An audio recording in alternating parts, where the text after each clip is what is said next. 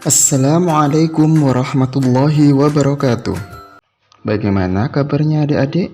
Semoga selalu dalam keadaan sehat ya. Setelah kita belajar tentang keteladanan Rasulullah Muhammad SAW, pada video pembelajaran kali ini kita akan belajar tentang kepemimpinan sahabat Rasulullah Muhammad SAW,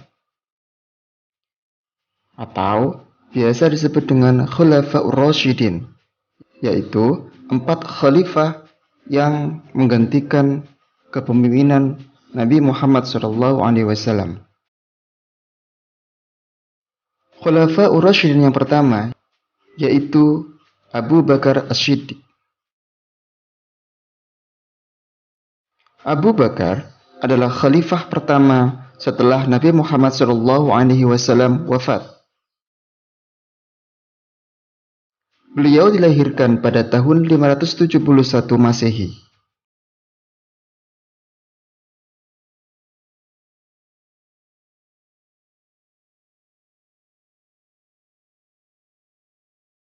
Nama lengkap beliau adalah Abdullah bin Abi Quhafah At-Taimi. Gelar Abu Bakar diberikan oleh Nabi Muhammad SAW karena ia adalah orang yang paling cepat masuk Islam.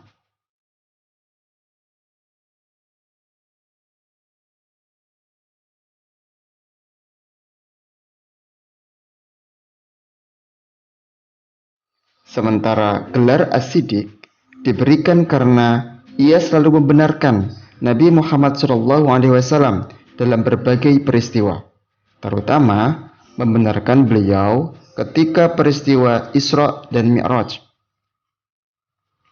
Adik-adik, Abu Bakar memimpin dari tahun 632 Masehi sampai dengan 634 Masehi. Abu Bakar senantiasa meneladani perilaku Nabi Muhammad SAW dalam menentukan keputusan. Beliau selalu mengajak para sahabat untuk bermusyawarah. Beliau sangat memperhatikan rakyatnya. Beliau sangat membantu rakyat yang kekurangan. Pernah suatu ketika datang kepadanya seorang wanita kampung bernama Unaisar dan berkata, "Hai Abu Bakar,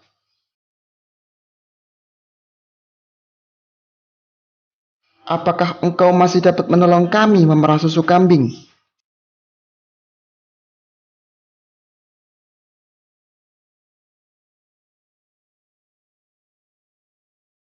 Seperti sebelum engkau menjadi khalifah?"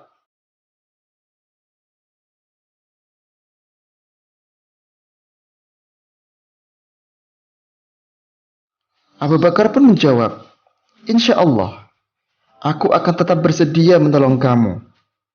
Meskipun Abu Bakar sudah menjadi pemimpin negara, beliau tidak sombong dan masih mau memerah susu untuk rakyatnya di kampung. Untuk kesejahteraan rakyatnya, beliau mendirikan Baitul Mal, yaitu suatu lembaga yang mengurusi kas dan keuangan negara. Khalifah yang kedua yaitu Umar bin Khattab. Umar bin Khattab adalah khalifah kedua setelah Abu Bakar As-Siddiq. Umar bin Khattab mempunyai nama lengkap Umar bin Khattab bin Abdul Uzza. Umar bin Khattab menjadi khalifah sejak tahun 634 Masehi sampai dengan 644 Masehi.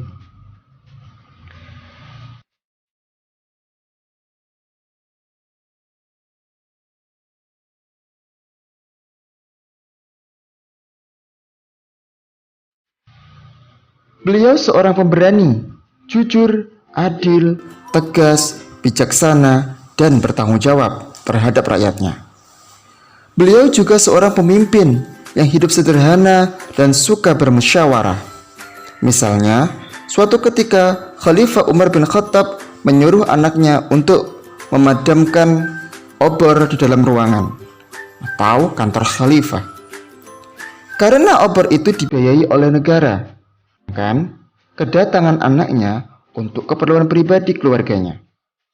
Khalifah Umar bin Khattab tak mau menggunakan fasilitas negara untuk kepentingan pribadi dan keluarganya, walaupun hanya sebatas cahaya obor. Pada masa pemerintahannya, Umar bin Khattab dikenal sebagai pribadi yang sederhana dan bertanggung jawab.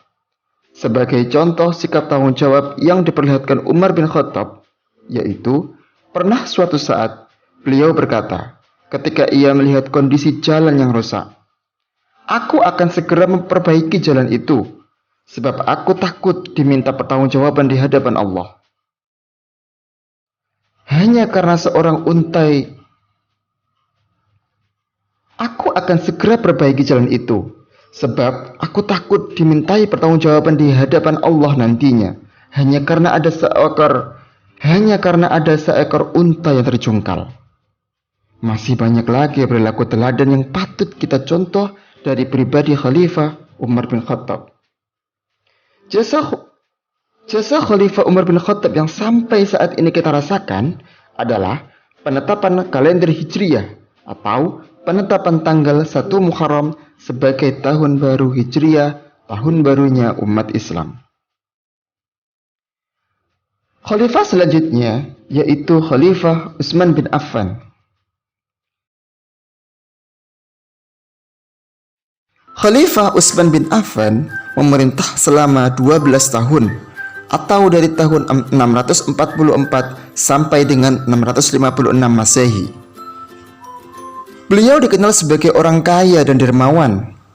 Bukti kedermawanan Utsman bin Affan yaitu pada masa pemerintah Abu Bakar.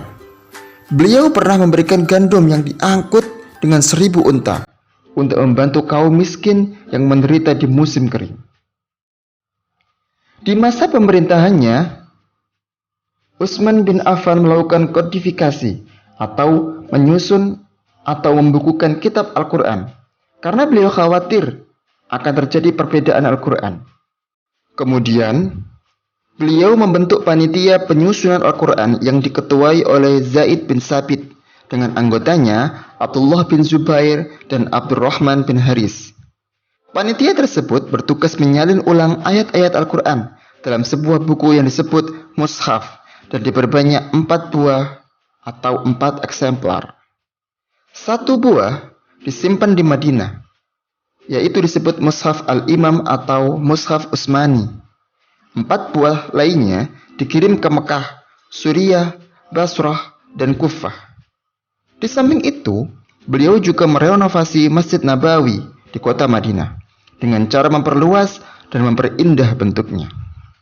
Adik-adik, Khalifah yang terakhir yaitu Khalifah Ali bin Abi Thalib. Ali bin Abi Thalib adalah salah seorang Khalifah Rasyidin yang terakhir. Ali merupakan anak dari paman Rasulullah Muhammad SAW, yaitu Abu Thalib, yang selalu membela dakwah Nabi Muhammad SAW.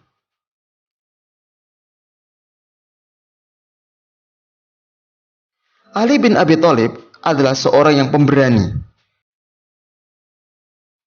Hal ini sudah dibuktikan Ali bin Abi Thalib ketika harus menghentikan tidur Rasulullah Muhammad SAW. Padahal di luar rumah, pemuda-pemuda Quraisy ingin menyakiti Rasulullah SAW yang akan pergi hijrah.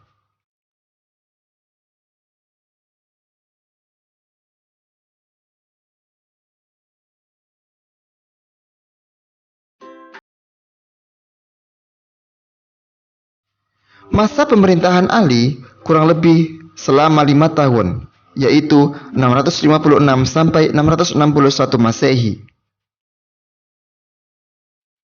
Selain pemberani, Ali bin Abi Thalib juga seorang pemimpin yang peduli terhadap pendidikan. Sebagai contoh, beliau mendirikan beberapa madrasah untuk tempat belajar anak-anak. Dalam menjalankan roda pemerintahan, Ali bin Abi Thalib mengharuskan pegawainya jujur, cakap, dan bertanggung jawab. Beliau juga memajukan bidang ilmu bahasa serta mengembangkan bidang pembangunan, terutama di kota Kufah sebagai pusat ilmu tafsir, ilmu hadis, ilmu nahwu, dan ilmu pengetahuan lainnya. Adik-adik, setelah kita belajar tentang keteladanan Rasulullah Muhammad SAW dan para sahabatnya, Maka silakan mengerjakan tugas yang ada di layar kalian. Kerjakan dengan baik dan dikumpulkan di guru kalian masing-masing. Selamat mengerjakan. Semoga bermanfaat. Wallahul muwafiq ila aqwamit thoriq. Wassalamualaikum warahmatullahi wabarakatuh.